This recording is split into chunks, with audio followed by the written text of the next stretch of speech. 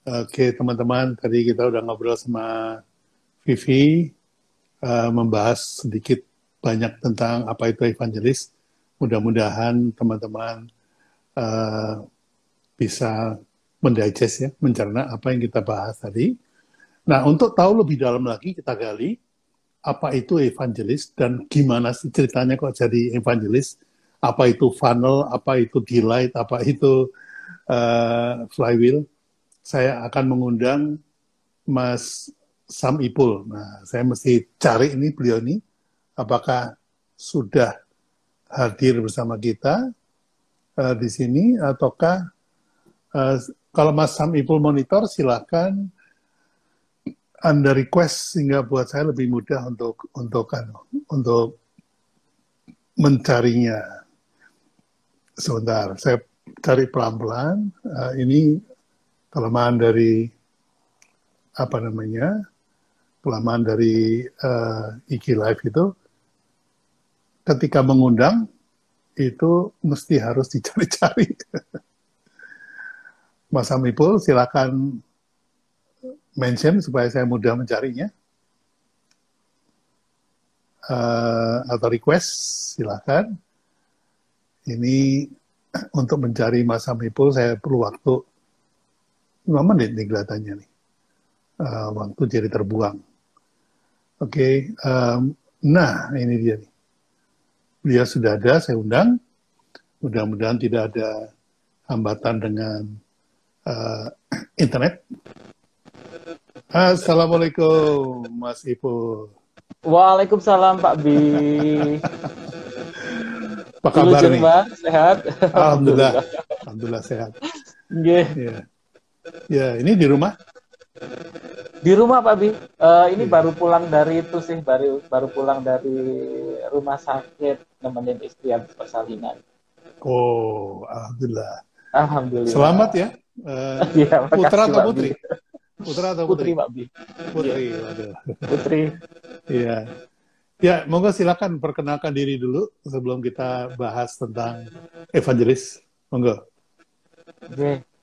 Assalamualaikum teman-teman semua, fans-fansnya, diehard fansnya Pak Bi. Ya, perkenalkan saya Saiful Islam. Teman-teman biasa manggil saya Sam Ipul. Sam itu Mas, gitu. Jadi jangan double ya, jangan Mas Sam, gitu, karena itu nanti overlapping. Sam itu orang Malang ya, ketahuan ya. Jadi yang biasa senang bahasa walian ya itu Sam Ipul. Saya memang orang Malang sini. Nah, itu ada teman saya itu Pak Bi, Mas Tatak Pak Bi. Mas Ipul, Iya. ada suara gangguan sedikit. Oh gitu ya. Bentar, bentar. Ya, Tes tes, halo. iya lebih jelas kan. Tadi Oke, kresek-kresek tadi. siap. Oke. Atau saya nggak pakai headset ya, coba ya. Enggak, ini udah Langsung. bagus kok, udah bagus. Oh siap. Ya. Iya. Memang sehari-hari saya juga sama seperti Pak Bin nemenin UKM, gitu. Bagaimana mempraktekkan inbound marketing. Karena selama ini pain point-nya UKM ya salah satunya di modal gitu, Pak Bin. Hmm. Banyak orang yang masih fokus bahwa marketing itu harus dengan modal jor-joran, gitu. Harus dengan modal gede, harapannya apa? Agar reach-nya gede, agar Hmm. jangkauannya lebih besar. Tetapi kita hidup di zaman digital gitu Pak Pi ya, zaman Hmm. sosial media di mana ada kekuatan yang luar biasa, potensi yang luar biasa yang bisa kita manfaatkan. Ya, potensi evangelism tadi itu yang sebenarnya Hmm. yang kita gali dari flywheel itu kan sebenarnya itu. Hmm. Nah, eh, tadi saya nyimak eh, diskusinya Pak Bi dengan Mbak Vivi yang seru banget gitu. Hmm. Jadi terutama di brand advocate dengan evangelism, di mana Evangelism. evangelism itu ada jalur marketing gitu ya Pak Bi, Hmm. bahwa tidak semua orang itu untuk menjadi evangelis itu harus mengkonsumsi produk fisiknya. Itu dia. Artinya apa? Virtual experience yang Pak Bi sampaikan ini virtual experience. Jadi kalau ini saya sambungkan dengan yang Pak B sempat tuliskan gitu, insya Allah kalau nggak salah di pagi ini tentang value creation. Jadi bahwa bisnis itu memang selalu diawali dengan value creation, tentang bagaimana kita menciptakan value untuk market. Berarti kita melihat ada satu masalah di sana, kemudian kita menciptakan value untuk solve itu masalah, gitu. Ini seperti itu. Nah, sempat saya ulas juga tentang posisi branding dengan marketing. Jadi kalau di value creation di versi awal, saya berpegangan pada teorinya Drucker sebenarnya. Saya ini penganut Drucker cukup kuat gitu Pak Abi. Makanya saya sempat bikin komparasi, karena dulu saya sempat, ya jujur, sempat ada konflik gitu loh. Menurut saya sendiri bahwa marketing itu malah di depan gitu. Kenapa? Karena dari marketing itu kita riset pasar dulu, kita menggali apakah ada kebutuhan di sana, di mana kita berpeluang untuk menciptakan value, baru kepikiran untuk value creation gitu. Tapi ternyata setelah saya baca postingannya Pak Bi, saya jadi mikir gitu.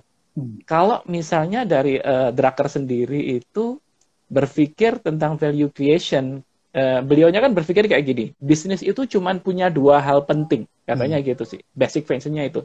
Satu tentang innovation atau value creation, yang kedua adalah tentang marketing atau value communication, atau bagaimana mengkomunikasikan value itu ke market. Nah, ini yang membuat saya berpikir marketing itu is everything gitu. Marketing itu ada di depan padahal. Nah, tapi kenapa muncul branding? Tapi ketika melihat penjelasannya Pak Bi gitu, saya jadi berpikir, oh iya, ternyata memang kalau kita benar-benar berpikir tentang sustainability, berpikir bisnis untuk jangka panjang, berarti kita harus tahu posisi kita di pasar itu seperti apa. Jangan hanya kita berpikir bagaimana meng-create value, tetapi tiba-tiba kita muncul di pasar dan kita dibantai oleh kompetitor yang lain. Nah, itu sih. Nah, jadi ketika kita nggak tahu peta kita di mana gitu ya, posisi kita di mana, kompetitor kita seberapa kuat mereka. Nah, ini ternyata berbahaya. Makanya branding itu sangat penting ternyata untuk memperkuat competitive advantage ya, kalau Pak Abi menggarisbawahi seperti itu. Ya, jadi apa namanya? Kalau Drucker itu memang dia fokusnya pada marketing ya. Dan marketing itu sebetulnya end game-nya adalah transaksi. Begitu terjadi transaksi, maka kerjaan marketing selesai. Nah, untuk mencapai transaksi itu diawali dengan value creation, yang kemudian value creation itu diterjemahkan menjadi competitive advantage. Gitu. Nah, ini competitive advantage dalam rangka mengejar transaksi. Ya, competitive advantage itu bisa turun menjadi produk konsep, bisa menjadi bisnis model, yang ujung-ujungnya adalah transaksi. Sementara kalau yang namanya brand atau branding, itu bukan transaksi yang dikejar, Mas. Tapi transformasi. Transformasi. Kalau Anda pakai produk saya, Anda menjadi siapa? Nah, menjadi siapa itulah urusan branding. Kalau untuk terjadinya transaksi, itu urusannya marketing. Fokusnya kepada competitive advantage, fokusnya kepada produk. Tapi kalau menjadi siapa, itu kan ada di sini. Makanya brand positioning dan brand arsitekturnya dibangun di situ. Jadi yang Mas Ipol tadi tulis itu benar sekali. Cuman saya rada tersanjung. Saya kok disamakan sama tokoh dunia. Saya ini tokoh UKM. Karena itu provokatif banget, Pak Bi. Terus terang provokatif banget. Jadi selama ini saya juga bikin itu sih sama Coach Indrawan. Beliaunya kan salah satu praktisi inovasi. Jadi dia itu memang salah satu yang membantu korporasi di Indonesia untuk bagaimana menumbuhkan culture innovation gitu, Coach Indrawan. Nah, selama ini saya banyak berdiskusi cukup panjang sama beliau. Ya itu aja sebenarnya.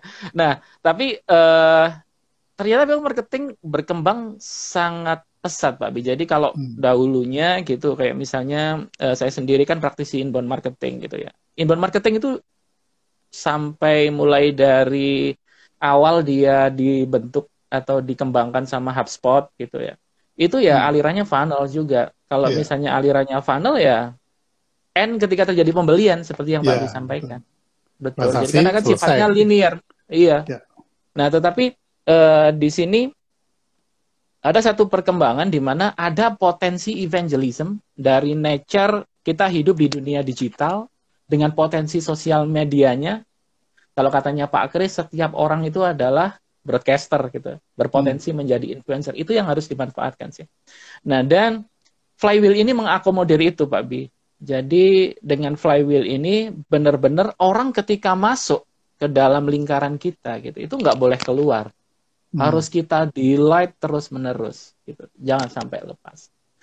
Ya. Bahkan ketika orang beli pun tetap kita delight. Kalau ada filosofi di dalam inbound marketing flywheel itu, kita cuman tahu dua cara memperlakukan customer. Satu baik dan baik sekali. Makanya ada satu hal yang menarik gini. Ada satu pergeseran mindset yang cukup signifikan gitu di inbound marketing flywheel, di mana kalau sebelumnya orang yang dikatakan customer itu orang yang sudah beli. Nah, tapi kalau di inbound marketing flywheel, orang belum beli, tetapi sudah mengkonsumsi rutin value dari konten-konten kita, itu sudah dianggap customer. Karena kalau memang dalam nature-nya sosial media, itu cara membayarnya beda. Kalau dulu kan, kalau produk fisik gitu ya, produk fisik itu kita membayarnya ya pakai duit. Ya entah itu pakai cash, entah itu gesek, dan lain-lain, atau pakai uang neteling, tapi kita bayar. Tetapi kalau di inbound marketing gitu, inbound marketing flywheel, kita bisa membayar dengan mata uang yang lain. Mata uang sosial media. Dengan apa? Exposure, dengan engagement, dengan share, dengan interaction. Sebenarnya itu memiliki value uang. Nah, sebenarnya itu memiliki value uang. Dan itu memiliki dampak yang sangat-sangat signifikan terhadap pertumbuhan sebuah bisnis. Karena kan kalau kita ngomongin bisnis kan berarti pasti ada goal katakanlah menciptakan revenue dan lain-lain, itu nggak bisa dipungkiri gitu. Dan orang-orang yang belum beli dari kita pun itu ternyata memiliki potensi yang besar untuk mempengaruhi audiens lain closing. Ya, intinya gini, minimal persepsi mereka berubah. Misalnya gini, saya sering ngikuti kelas-kelasnya Pak B gitu. Meskipun katakanlah gini, saya belum benar-benar mengikuti brand kursus yang paling mahal gitu, tapi gara-gara sering ikut live, gara-gara sering join di grup Telegramnya Pak Bi, saya bisa mengambil value secara konsisten dan terus-menerus. Nah, ini saya sebenarnya sudah menjadi customer-nya Pak Bi. Dan ini berpotensi besar menjadi evangelist-nya Pak Bi juga. Karena di situ saya mengambil banyak manfaat dari semua konten-konten yang diberikan. Yeah. Nah, begitu juga dengan produk gitu. Ada satu kasus yang menarik ini, Pak B. Maksudnya gini, kalau kita tahu gitu, kayak misalnya craft itu kan secara default kita langsung top of mind kita bilang jualan keju lah, produknya keju gitu. Tetapi ada satu konsep marketing yang menarik yang dulu pernah diusung Craft gitu, di mana dia bikin satu aplikasi, bikin satu web yang isinya itu resep-resep masak yang diupdate hampir tiap hari itu diupdate. Jadi ketika orang, ibu-ibu sama remaja putri bingung aku mau masak apa, dia ngunjungin aplikasinya si Craft ini. Ini valuable banget buat audiens, buat ibu-ibu, buat remaja putri. Artinya apa? Mungkin dia masaknya nggak pakai Craft, tetapi dia mengkonsumsi value dari konten-kontennya Craft secara terus-menerus. Nah, ini berarti kan ada proses experience juga di situ, Pak. Kan dia mengambil value dari produk, tapi produknya bukan produk fisik tadi, tapi produk virtual. Nah, ini ada satu situasi yang menarik menjadi bahasan bahwa konten itu sendiri bisa menjadi produk. Karena dia bisa diekstrak value-nya. Kembali lagi ke definisi bahwa produk itu salah satu wujud dari value creation ya. Berarti sesuatu yang bisa diekstrak value-nya, berarti dia memiliki karakter dari produk. Nah, itu Pak Bi. Ya, ya setuju. Karena memang kerjaan saya dari 50 tahun yang lalu ya memang menciptakan virtual experience ya. Lewat iklan, lewat apa namanya video gitu kan. Nah, itu dimungkinkan oleh jalur marketing karena marketing itu ada promotion. Nah, setelah konsumsi berhentilah marketing karena harus sudah mengubah experience menjadi persepsi, itu udah urusan branding. Sudah yang saya bilang bahwa yang masuk mulut ke perut itu urusan marketing, tapi rasa itu adalah naik ke atas menjadi urusan branding. Urusan branding. Nah, membela rasa itulah disebut brand advocate. Gitu. Nah, kalau evangelis itu bercerita sampai orang itu membeli. Karena marketing itu, jangan lupa, end game-nya marketing adalah transaksi. Jadi, begitu terjadi pembelian, tugas marketing selesai. Mengulang pembelian, udah menjadi tugasnya branding. Gitu, Mas. Makanya, saya ketika nangani McDonald, tahun 97 sampai tahun 2000, itu yang pertama kita bangun adalah transaksi. Transaksi terus, paket hemat lah, kemudian paket ayam lah, paket nasi lah, segala macam, paket telur lah. Itu sifatnya adalah fisikal dan lainnya transaksi. Tahun 2000, begitu kita sudah mencapai target tertentu, barulah kemudian kita menciptakan kampanye branding yang tujuannya adalah membuat sustain. Supaya si customer itu balik lagi. Waktu itu kita bikin salah satunya adalah kampanye yang jam pasir itu, Mas, yang 1 menit, pelayanan 1 menit itu. Iya, itu viral banget pada masanya. Iya, jadi belum ada sosial media itu, masih menggunakan word of mouth ya waktu itu. Belum sampai ke viral dan apalagi sampai ke evangelis belum.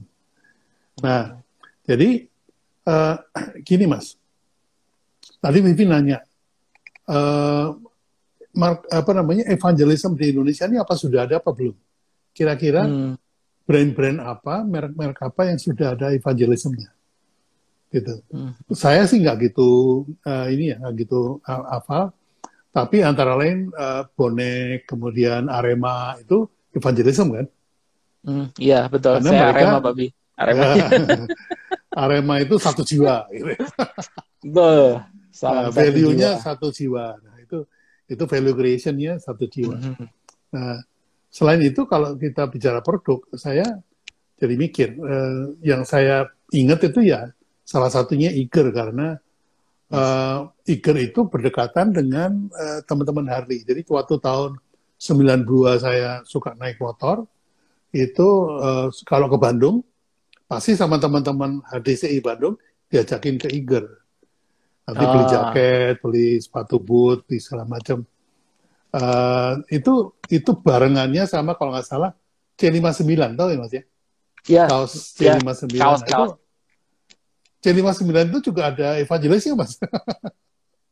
Ada evangelisnya. Saya juga nggak ngerti waktu itu kenapa kok dikasih nama C59 gitu. Tapi ya itu kalau nggak salah barengan waktunya. Menurut Mas Ipul, itu Eiger itu udah sampai ke evangelism belum sih? Oh sudah sampai Pak Bi, sudah sampai. Sudah, ya? Kuat banget. Iya.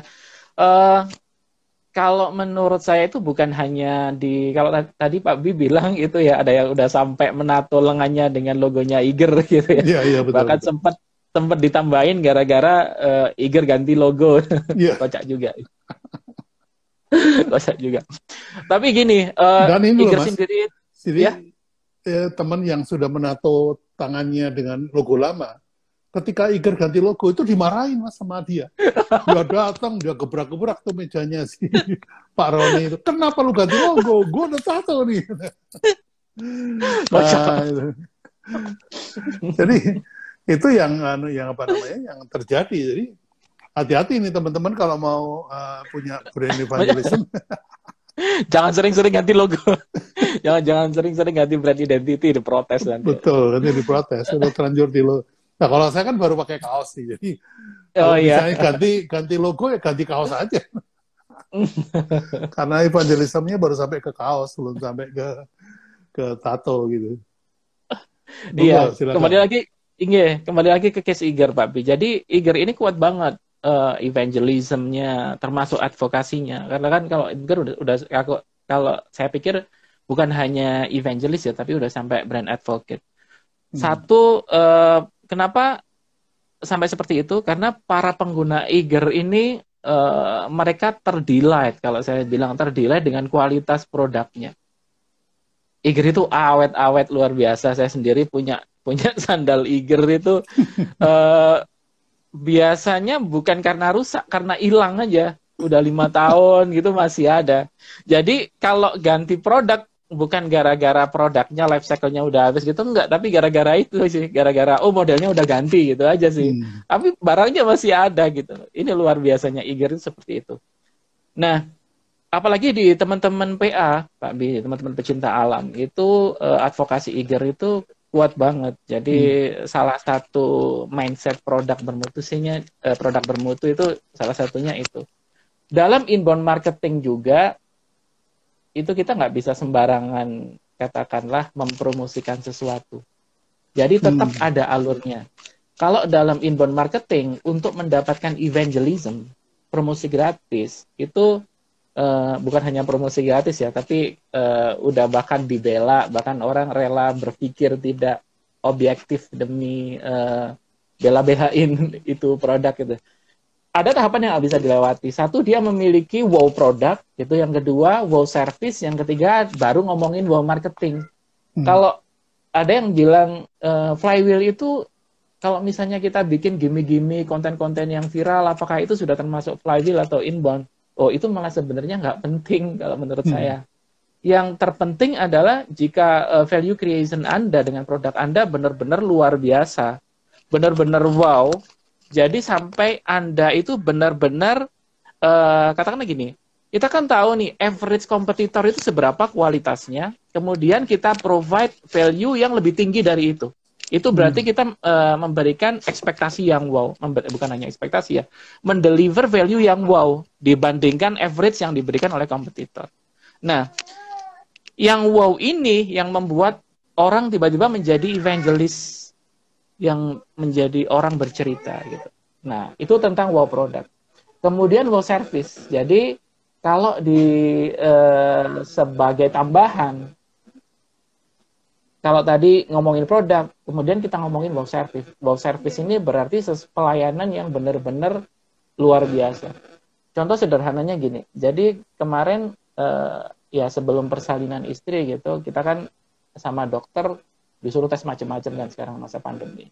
Disuruh tes swab lah, swab PCR dan lain-lain. Akhirnya kita jadi terpaksa ngunjungin lab gitu ya. Ada satu lab yang cukup premium, saya nggak sebut merek gitu, tapi dia pelayanannya benar-benar luar biasa. Ketika hujan gerimis, kita baru sampai parkiran, hujan gerimis, itu security-nya langsung sigap datengin. Di situ ada kelihatan 2 pintu yang dibuka gitu. Ada security, ada satu petugas, dia masing-masing bawa payung sendiri-sendiri nih. Yang mau keluar udah siap-siap dipayungin. Gila nih, kira-kira saya mikirnya gila, ini pelayanannya luar biasa gitu. Dan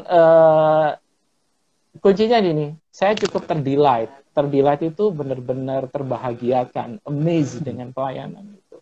Dan ini yang akhirnya menjadi bibit evangelis. Ya, bisa jadi kalau misalnya saya ditanya oleh saudara saya, bagusnya kalau tes di mana gitu. Tes di mana? Saya akan merekomendasikan tempat itu. Kenapa? Menurut saya pelayanannya luar biasa.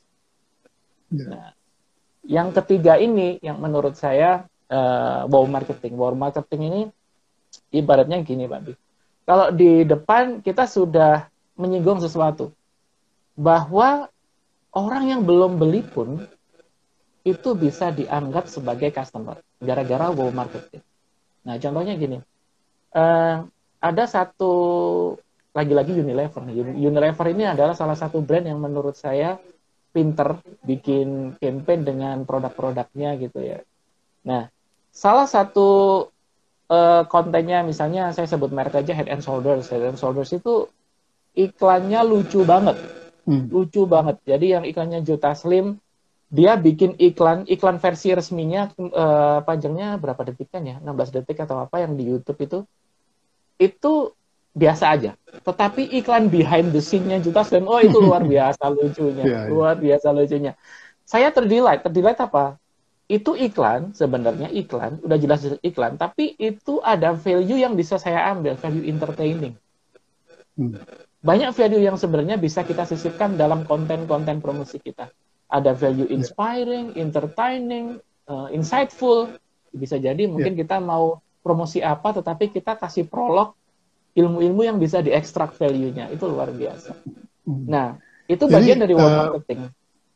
Jadi kalau saya simpulkan, sebetulnya brand advocate itu membela, tapi belum tentu bercerita.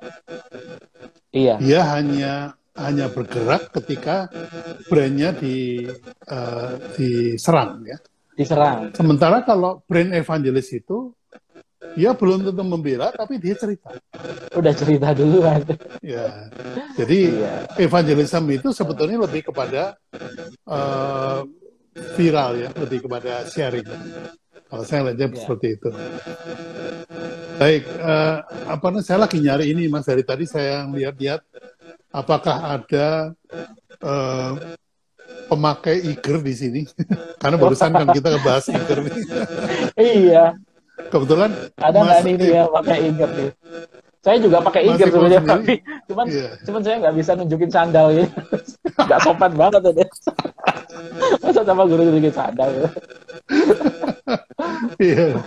Iya, emang awet sih sandalnya. Ini sambil nunggu nih, apakah ada teman yang termasuk brand advocate-nya Iger. Nah, ini katanya ada nih. Ada nih. Banyak, Pak. Jadi Mas Ipul, saya izin saya ngobrol sama siap. Evangelis Iger. Makasih ya Pak Bi, sudah diundang di sini, Pak. Sama-sama.